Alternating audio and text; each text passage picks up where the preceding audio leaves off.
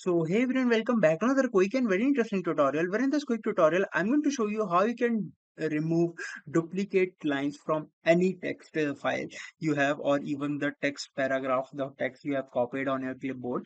Now, in order to do it, all you need to do is just simply open any of the browser you have, and here you have to search for DEDUPLIST.com.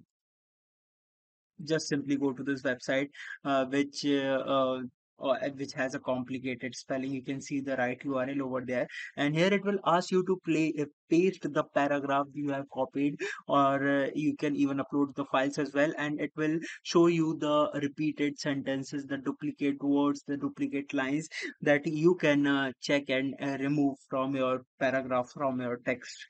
Alright, so that's it for this tutorial. I hope this video will be helpful for you. Make sure to hit the like button and subscribe button for more such helpful and interesting tutorials. See you in the next one. Take care.